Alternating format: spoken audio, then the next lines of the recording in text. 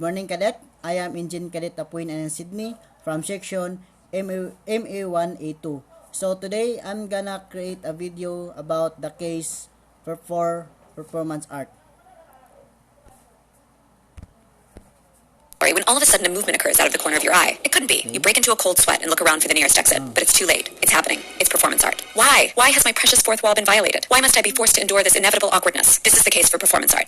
Performance art is a term used to describe art in which the body is the medium or live action is in some way involved. This is nothing new, of course. Human beings have always performed in front of each other through ritual, storytelling, dance, carnival, and on and on. But as art evolved, the word became known for describing specific things, mainly objects like painting, sculpture, and drawing. Live action belonged to other disciplines like theater and ballet and opera. But during the course of the 20th century, artists began to incorporate. Okay, so if you ask me to define performance art, I'd probably stumble into a couple cliché. You know it when you see it, you kind of have to be there, etc. Such as vague criteria could mean virtually in any event can be called performance art, and maybe it can't. But the precedent set in the art world over the course of the 20th century narrow things a bit. According to PBS, the art assignment video tell us that performance art is the term used to describe art in which the body is the medium or live action is in some way involved. Live action into works and describe it as art. The Italian futurists in the 19-teens saw performance as the only way to reach a mass audience, staging noise concerts and a kind of disruptive variety theater aimed at destroying, quote, the solemn, the sacred, the serious, and the sublime in art with a capital A. Think artists are kind of nuts? Well, the futurists wanted you to think that, arguing the name of madman, with which it is attempted to gag all in. Still, this is mightily broad, encompassing all theater, dance, musical, and ritual performance throughout human history, and that's kind of the point. Performance art is sometimes seen as an intrusion of a foreign body into art world.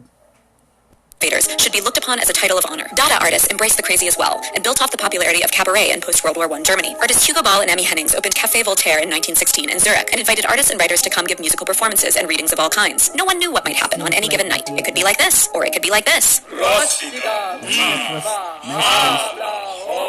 During the Weimar years, the Bauhaus was the first institution to offer a specific performance class, reinforcing it as a medium in its own right. Avant-garde theater flourished across Europe, and early surrealist Antonin Artaud theorized what he called the theater of cruelty, proposing a direct communication between the spectator and the spectacle, engulfing the spectator into the action, writing, "We abolish the stage and the auditorium and replace them by a single."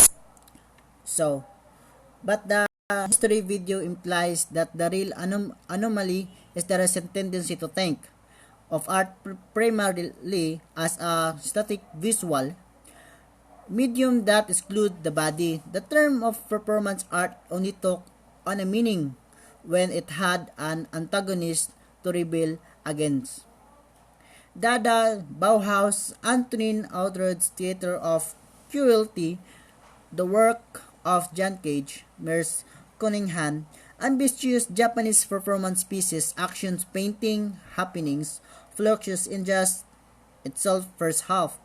The art assignment video covers the cave movement using performance to confuse, amuse, offend, and challenge audience in the 60s and 70s.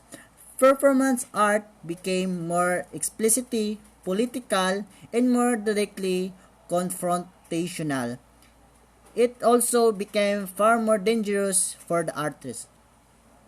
Without partition or barrier of any kind, which will become the theater of the action. After World War II, Black Mountain College in the U.S. became a hotbed of experimental interdisciplinary practice, with avant-garde composer John Cage teaching classes and staging collaborative productions. They put on a version of Eric Satie's surreal The Ruse of Medusa, featuring Merce Cunningham as Mechanical Monkey, Buckminster Fuller as Nonsensical Baron, and sets by Willem and Elaine de Kooning. Cage shared with his students his understanding of music as it relates to Zen Buddhism, that art should not be separate from life, but an action within life, with all of the accidents and chaos and occasional beauty that entails. Participants in his productions were given loose scores that left a lot to interpretation, had unpredictable results, and were impossible to reproduce. Choreographer and dancer Merce Cunningham's revolutionary approach, also shared at Black Mountain, proposed that such ordinary movements as walking and standing could be considered dance. The boom of abstract expressionist painting in the 1950s emphasized the body's involvement in making art. It's obvious but easy to forget when you're looking at, say, a landscape, that every painting is a document of a series of actions that took place in the past. But with works like Jackson Pollock's, it becomes harder to ignore, with art critic Harold Rosenberg explaining the canvas began to appear to one American painter after another as an arena in which to act. What was to go on the canvas was not a picture, but an event. The Kuchai group in Japan took these ideas a step further. In front of audiences, Kazuo Shiraga threw himself naked into a pile of wet mud. Saburo Murakami crashed through a row of paper screens. Tanaka Atsuko donned her electric dress. Back in Europe, Yves Klein embarked on a series for which he hired female models to cover themselves in paint and make imprints of their bodies on paper. Instead of walking through a room and glimpsing these things that happened in the past, here it is in the room with you, happening right now. The godfather of the happening, Alan Caprow, staged his first in 1959 at Rubin Gallery, stating on the invitation, "You will become part of the happenings. You will simultaneously experience them." Guests arrived with little idea of what would happen, both witness to and participant in loosely structured actions, left to make of it what they could. Caprow called it what he did because it was, quote, something spontaneous, something that just happens to happen. Artists associated with the Fluxus movement presented ordinary events as art, considering anyone and everyone to be an artist. At a 1962 Fluxus festival, Ben Patterson performed Variations for Contrabass, where he agitated its strings using a variety of unusual materials. Nam June Paik dipped his necktie and head in paint and drew a line along a 13-foot roll of paper. Alison Knowles made a big salad and shared it. Much of it was playful, but for others it was dead serious. Joseph Beuys gave lectures and staged dramatic actions, enacting what he called social sculpture, to try to change consciousness, believing art can and should transform your everyday life. In Vienna, a group of artists pursued what they called actionism, calling it not only a form of art, but above all an existential attitude. Hermann Nietzsche enacted ancient rites, which he described as an aesthetic way of praying, and Valie Expor invited the public to reach into a curtain box to touch her unclothed body, a humorous but indicting action questioning the objectification of women's bodies. Performance came into its own in the turbulent 60s and 70s. The civil rights movement and second-wave feminism underlined the fact that the body is political, and artists seized on its potential. Carolee Schneemann explained, "In 1963, to use my body as an extension of my painting constructions was to challenge and threaten the psychic territorial power lines by which women were admitted to the art stud club. Through performance, female bodies and black bodies and queer bodies and bodies that bring together multiple identities could be reclaimed, reasserted, and represented through many lenses, not just by white men this time, but by the actual persons in question. The minimalists were interested in phenomenology or the study of consciousness from particular points of view, and so were performance artists. Inserting live bodies into artworks was an immediate way to unsettle the delusion that a universal perspective exists, insisting that every body is a self, inscribed by events, language, history, and identity, and is always in perpetual flux. These selves did lots of things. They became part of paintings. They wore paintings. They positioned themselves in space and in nature. They positioned others in space. They performed tasks, and they asked others to perform tasks. They made constructions specifically to hold their bodies. They followed strangers. They took on other identities. They asked questions. They created stores. They subjected themselves to danger. They tested their endurance. They turned the audience into the performer. They completely merged art and life. They explored desire, androgyny, sexuality, exoticism, and the burden of art historical representation. Since the 70s, performance art has been a relatively constant fixture in the world of art, used internationally to examine a wide range of issues. It's been documented and exhibited, but is largely resistant to commercial forces, offering artists a way to make work outside of the often oppressive market system. Performance today is so many different things. It's Caleb Lindsay singing as his alter ego, the melodramatic chanteuse Taiwan, whom he later declared dead. It's Lauren Calzadias, Olympic gymnast, performing choreographed routines on wooden replicas of airline seats at the Venice Biennale. It's Ryan McNamara being taught to dance in public. It's Kate Gilmore's bright pink house with women in white dresses swinging from its windows. It's Bennett Miller's Dachshund UN. It's Ragnar Kjartansen's Bliss, a 12-hour performance of the last minutes of Mozart's The Marriage of Figaro over and over again. And it's still the classic stuff like Marina Abramovic's wildly popular The Artist is Present, where the audience was invited to queue up and eventually face off with the artist. It should come as no surprise when Jay-Z, inspired by Abramovic's work, called his music video a performance art film, arguing concerts are pretty much performance art with the venues changed. Performance art was born of interdisciplinary thinking and still thrives in those spaces in between. Think art's a scam masterminded by the rich and ridiculous? We'll still have a lot of artists who have used performance as a strategy. A less discussed but critical aspect of performance art is the staging. The blocking and choreography of live performance pieces not only induce effect in the audience, discomfort, anger, anxiety, disgust, or sheer bewilderment, but are also, in a sense, the very material of the piece. Performance pieces aim to shock and confound expectation. They are never copy about it, but to see them only as outlandish ploy for attention, for or elaborate pranks, though they can't be bought, is to lose sight of how they go about upsetting or otherwise moving people.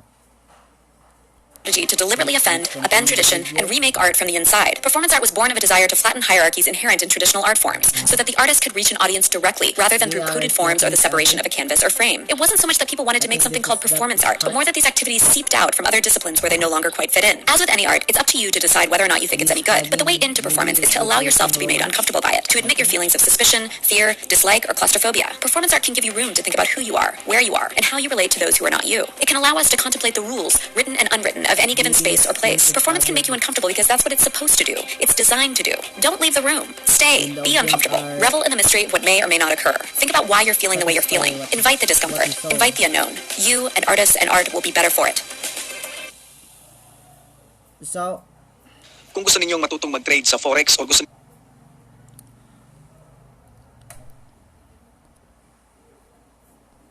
You're minding your own business in an art gallery when all of so the artist sits motionless, expressionless on stage, as audience members are invited to come up and by one, pick up a pair of scissors and cut away any part of their clothing that they wanted. Most participants were well behaved, but one man made menacing gesture with the scissor before cutting away his face. So in my opinion, the purpose is to bring hype and livelihood to art. Basically, to give it life.